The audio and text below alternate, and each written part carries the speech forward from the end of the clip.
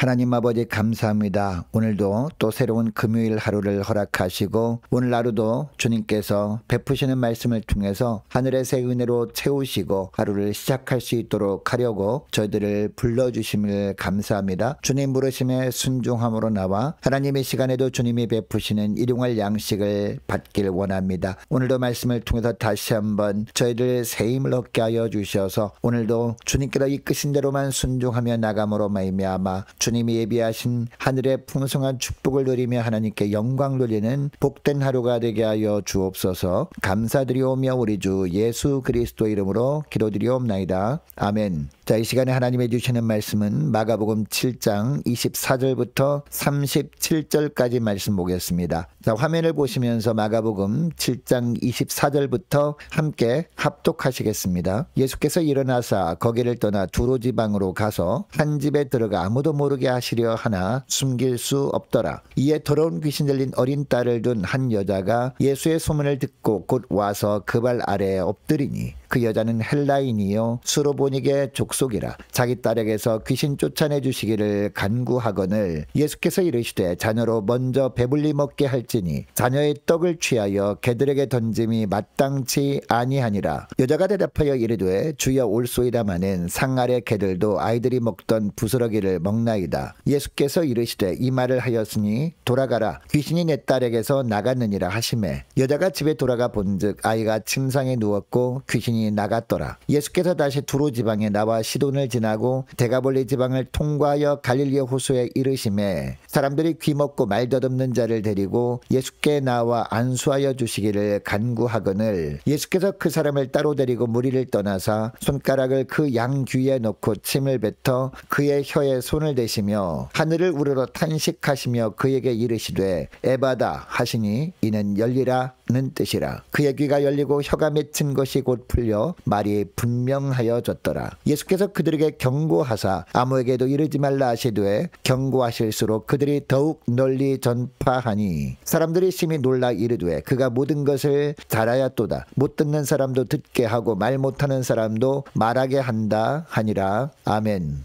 여러분, 이 땅에 사는 예수 믿는 많은 사람들이 오해하는 것이 있습니다. 예수님께서는 구원의 은혜를 예수 믿는 사람들에게만 주신다라는 겁니다.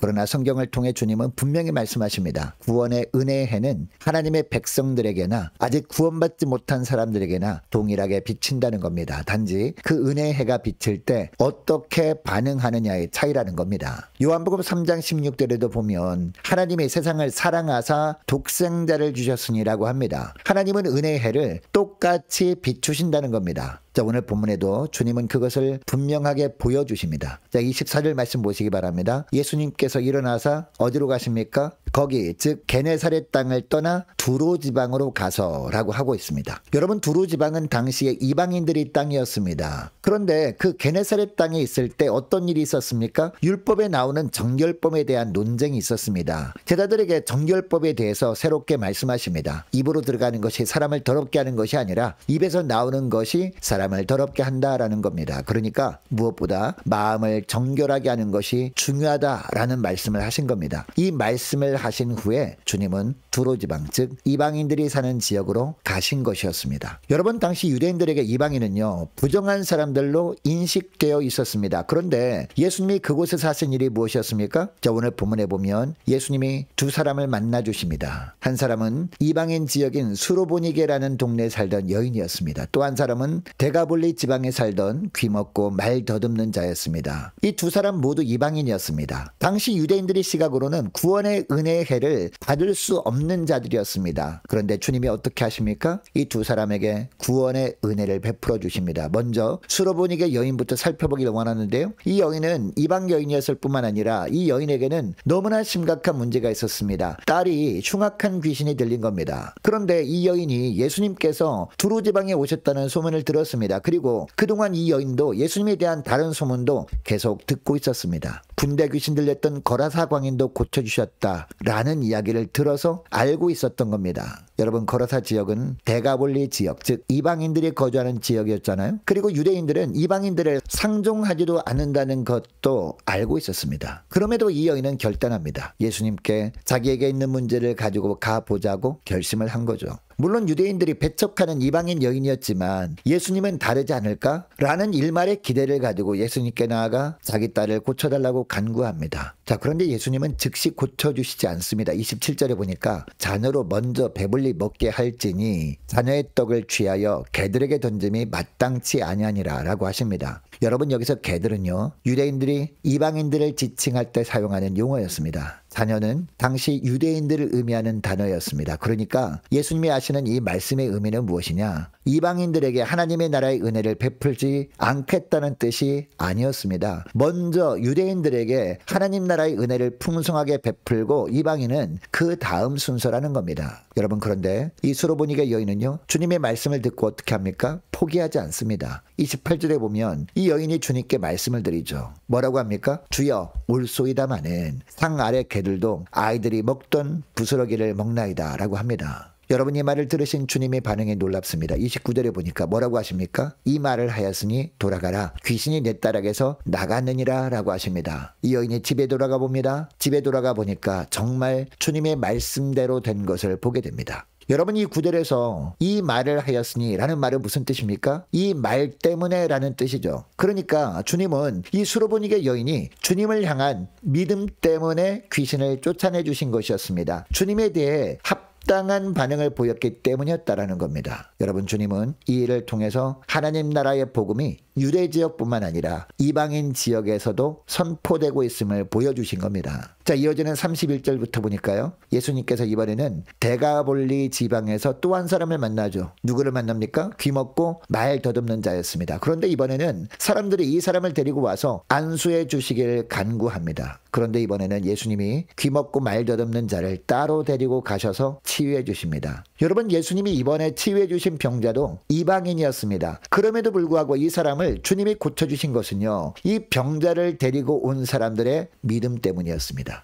이 병자에게는 아직 주님에 대한 믿음이 없는 상태였습니다. 그래서 주님은 이 귀먹고 말 더듬는 자를 따로 데리고 가셔서 회복시켜 주십니다. 여러분, 회복시켜 주시는 과정도 보면 어떻게 고쳐주십니까? 33절부터 35절까지 말씀을 보면 예수께서 그 사람을 따로 데리고 무리를 떠나사 손가락을 그의 양귀에 넣고 침을 뱉어 그의 혀에 손을 대시며 하늘을 우러러 탄식하시며 그에게 이르시되 에바다 하시니 이는 열리라는 뜻이라. 그의 귀가 열리고 혀가 맺힌 것이 곧 풀려 말이 분명하여졌더라 라고 합니다. 손가락을 그의 양귀에 넣으셨습니다. 그리고 침을 뱉어 그의 혀에 손을 대시며 하늘을 우러러 탄식하시면서 그를 향해 말씀하십니다. 에바다라고 외치시니까 어떻게 되었습니까? 그의 귀가 열렸습니다. 혀가 맺혔던 것이 풀리면서 말하는 것이 완전히 회복되게 되었습니다. 여러분, 주님은 이 사람을 바라보시면서 한 말씀을 하심으로 고쳐주실 수도 있었습니다. 그런데도 특별히 이렇게 하시면서 회복시켜 주신 이유가 뭘까요? 이 사람에게 주님께 대한 믿음을 주시려고 그렇게 하신 것이었습니다. 여러분, 그러니까 주님은 이 환자가 주님께서 자신을 고쳐주시는 과정을 느낄 수 있도록 하심으로 말미암아 이 사람에게 믿음이 생기도록 배려해 주신 것이었습니다. 여러분, 주님께서 이방인의 지역으로 가셔서 하나님 나라를 전파하셨기 때문에 저와 여러분도 구원의 은혜를 받을 수 있게 되었습니다. 유대인들의 입장에서는 저와 여러분도 이방인들이기 때문입니다. 그렇다면 여러분, 저와 여러분은 어떤 삶을 살아야 할까요? 십자가를 통해서 유대인과 이방인을 하나 되게 하시고 함께 하나님 나라의 축복을 누리며 살게 하신 주님을 먼저 찬양하며 살아야 될 줄로 믿습니다. 그리고 이 수르보니게 여인처럼 주님께서 어떤 말씀을 하셔도 믿음으로 반응을 보이는 이런 복된 삶을 살기를 주님이 원하실 줄 믿습니다. 어떤 말씀에도 주님 곁을 떠나지 않는 겁니다. 늘 주님 곁에서 주님이 십자가 사랑에 감사하며 주님을 찬양하며 사는 저와 여러분 되시기를 바랍니다. 그리고 우리 이웃들 중에 예수를 모른 채 고통받고 있는 사람들이 있다면 그들을